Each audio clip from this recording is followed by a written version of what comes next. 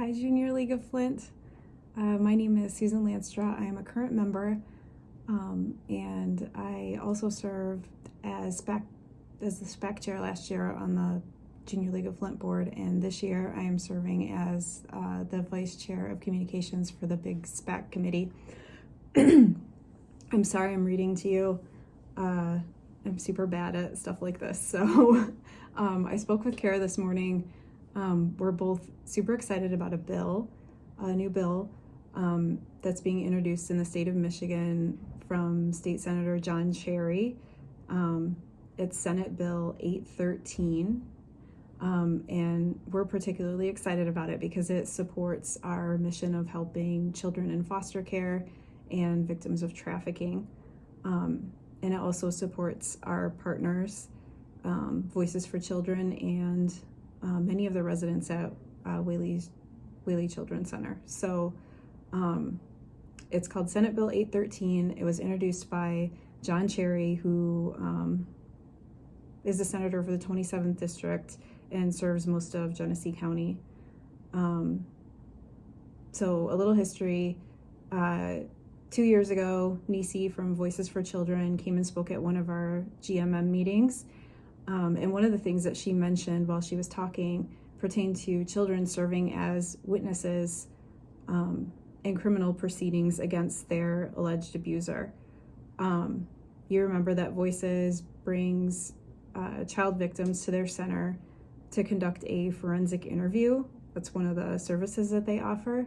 And the forensic interview investigates what happened to the child.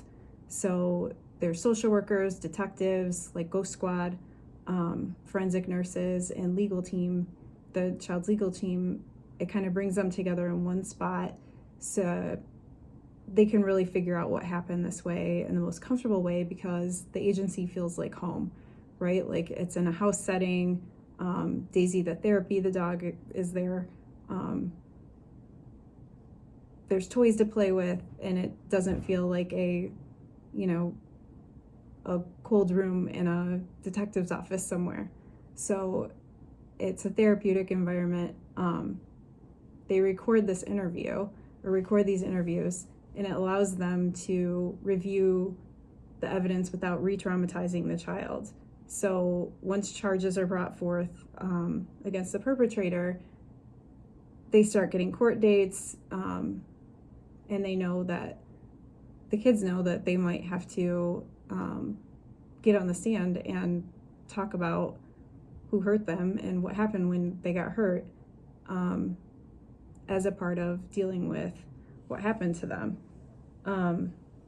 So why do we do this? The Sixth Amendment of the Constitution holds that the accused have a right to confront their accuser, and that's done by court proceedings and legal defense. So a lawyer with the interest of serving and protecting the person that they're defending is allowed to ask the victim of a terrible crime questions in hopes of supporting their client. So that premise alone really sucks. But when the Sixth Amendment was ratified, children didn't serve as witnesses in court. There weren't really legal grounds to support children who were abused. It just wasn't a thing in the 1800s. So we're in a new century now, and we've established best practices. And that's how child advocacy centers have popped up all over the state and all over the country to help really support victims. So from my understanding, forensic interviews can be entered as evidence, but they don't really take the place of testimony. So the defense can move to strike them from the record because of that Sixth Amendment. So I'm not 100% clear on all of that, and I don't know how it works, but I am not an expert on that. I do know that the more that we leave children in a holding pattern of having to rehash things that happen to them, there's changing court dates and postponements, and just the thought of sitting in front of someone that abused them or someone that hurt them, and having to talk about what happened to them just sounds terrible and not good for recovery.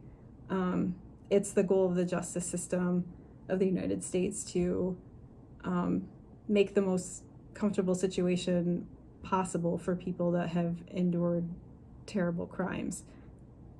They want people to report crimes and to be able to defend them adequately and to help them move on with their lives. And that's a part of the mission of the Justice Department in Michigan and in the United States. So Senate Bill 813 will help recorded interviews be used in place of child testimony, and it deals with some of the storage and the nuts and bolts of how including that type of testimony would work. So we know about this. We just found out through Jane O'Shea and Emily Jans, who are both members of Junior League of Birmingham and are a part of our SPAC committee. They've been working with child advocacy centers and with Senator Cherry, and have reached across the state to help develop this bill.